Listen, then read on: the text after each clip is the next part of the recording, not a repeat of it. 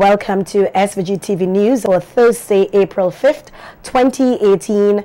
I am Rochelle Batiste with the details. Members of the SVG Teachers Union have been urged to keep in mind that it is only through their voluntary commitment their union can survive and flourish. This from former General Secretary of the Trinidad Union of Teachers Association, Peter Wilson, as he delivered a feature address today at the SVGTU's 20th biannual convention at the French's House. Pointing to the convention theme, solidarity, diversity, and justice, building teacher power, Wilson stated that it is through solidarity that the members will be able to express themselves, form a movement, mount challenges, overcome, and build a better life. We have a community of interests. Our diverse strengths can counter individual weaknesses. We can build a stronger, interdependent collective. Solidarity, strengthened and deepened by diversity, leads to a more robust democracy. The different perspectives, strengths, the contending views which lead to that fundamental community of interests must also lead to a deeper respect and value for differences. We have to recognize the validity and value of different people and different positions, and in so doing respect fundamental rights and freedoms. We become more flexible and tolerant. The realization dawns on us that we must cater to the needs of all. All must have a say and a share. Wilson went on to note that educators must strive to be advocates for the equality of educational opportunities and attainment of equity in education. And in all living out as teachers, living out that equality and equity, we must champion the interests of all teachers, all students, and all schools, whether early childhood, or primary, or secondary, or tertiary. Advance early childhood care and education, ECCE. We must advance literacy and numeracy in our schools, special needs education, technical vocational education and training, education in the visual and performing arts, physical education, as well, of course, as the more traditional and even the newer academic areas. And we must see that really as an equality and equity issue, so that special needs education is not just, but is really a question of equity and equality of opportunity for all. And therefore, those with special needs have the right to have education as well. The feature speaker further encouraged the teachers to seek to minimize disadvantages and challenge unequal power relations, exploitation, and unfair treatment. For harsh or oppressive treatment of students or teachers in the schools, workplaces, or in the society. We must protect the weak and vulnerable. We must stand, therefore, for justice. So in our procedures, processes, and mechanisms, we must respect the rights of all, even as we promote the best interests of the whole.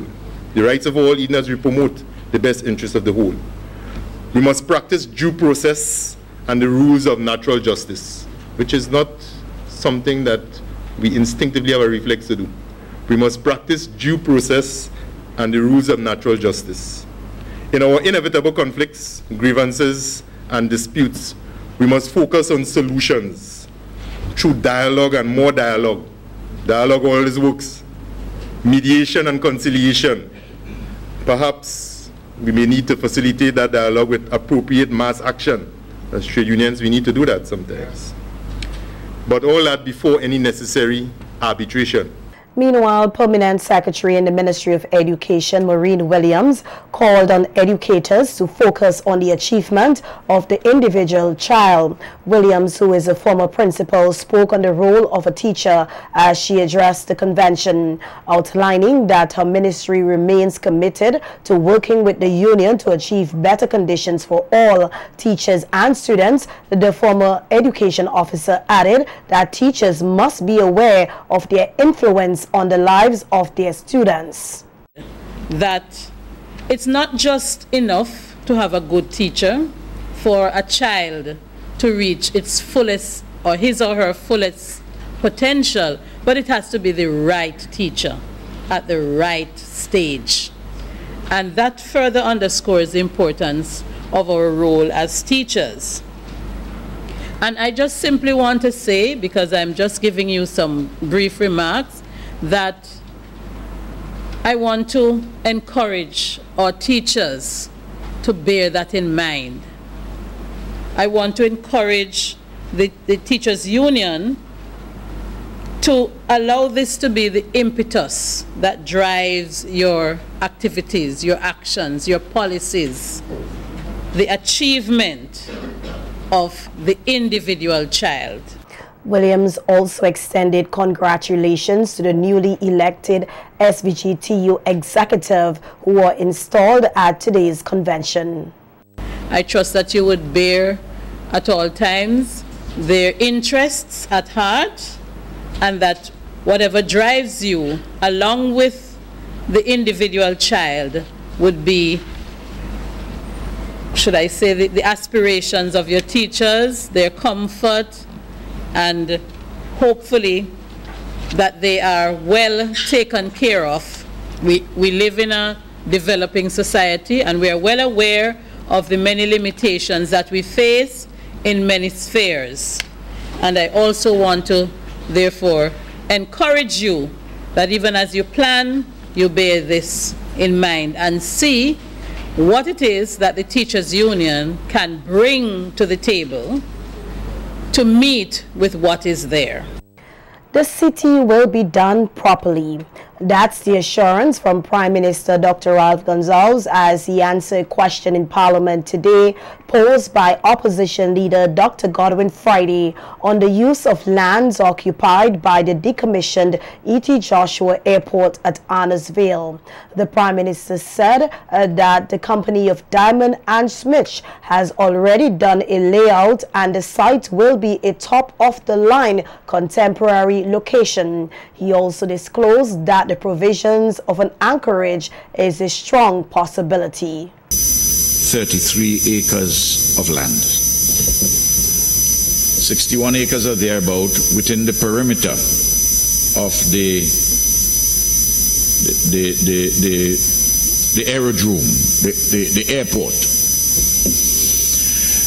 And 72 acres outside, including what is called pole yard, including also to the site which used to be a garbage dump at one time, and the whole set of properties which come up there by the technical college, teachers college and the like. It's a big parcel of land, 133 acres.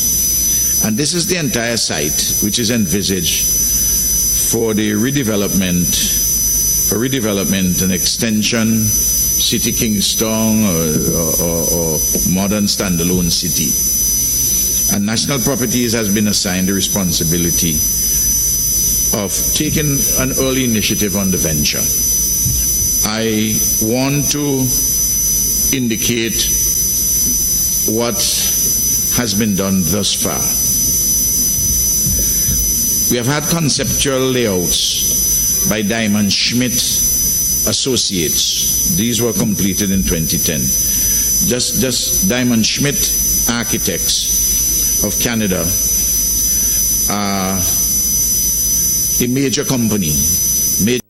With respect to the design for the acute referral hospital, PM Gonsalves said that this will be done by PNR and money for this has already been secured. Dr. Gonsalves mentioned that while residents in the pole yard area will see experts on the ground doing assessment, this is not an indication that they are being removed. He, however, explained that they are in the process of constructing an embankment in the area. In other news, Vincentians are being encouraged to do what's necessary to remain healthy. That was the request of Chief Medical Officer Dr. Simone Keyser Beach as she spoke at a symposium held today at the Methodist Church Hall to create awareness among policymakers and other stakeholders regarding universal health coverage. Highlighting the work done by the Ministry of Health, Wellness and the Environment in this regard, Dr. Keyser Beach said there has been an expansion of facilities and trained personnel and noted that every Vincentians must understand their role in maintaining their health. We also opened the new Bookment Polyclinic in Bookmont. We will also reopen the Levi Layton Health Center, which has been refurbished and expanded. And we will do some renovation to our district clinic and hospital in Chateaubelair and Barley.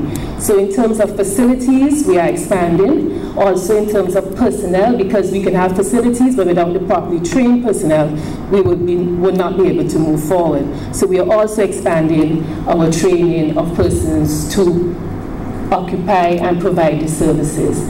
But even more important than that is the whole concept, is the whole idea of what health is. And that is what we are working towards. Because we can have persons offering the service, we can have a place to provide the service, but if the population, if all of us do not understand our roles in keeping ourselves healthy, we will not move forward. Advisor of the Pan American Health Organization, PAHO, on health systems for Barbados and the OECS, Dr. Rufus Irwin, also speaking at the symposium, said that stakeholder participation is a key factor in facilitating universal health care. He expressed confidence that the symposium was a positive step. I see by the mere fact that you're holding this stakeholder engagement here today, it shows that you are indeed committed towards driving the health agenda towards the attainment of universal health coverage for all of your citizens. And this is a very important step because too often persons will try to drive an agenda to achieve something when they don't fully understand what it is. So once you, by holding this workshop here today, you get the opportunity to better understand as leaders in the various sectors what universal health means and how we can get there. So it's a pleasure to be here once again, and I hope to enjoy the session here today with you, and I hope you do likewise. The authorities in Antigua and Barbuda have suspended Commissioner of Police Wendell Robinson with immediate effect over allegations of sexual harassment. According to the Antigua Daily Observer newspaper, the order for suspension came from the Police Service Commission in a letter signed by Chairman Kelvin John this afternoon. Robinson, who is from this country, St. Vincent and the Grenadines, is said to be at the center of an investigation regarding his alleged sexual harassment of several of his colleagues who complained to the commission last month. Deputy Commissioner of Police Atlee Rodney will be taking over from Commissioner Robinson and will also be investigating the allegations. The suspension also comes a day after the Police Service Commission met with the chair of the Police Welfare Association, Inspector Claudina Morgan, who reportedly outlined the concerns of the officers affected. The paper says that the 3 junior cops who complain are asking for time off due to stress related to the scandal.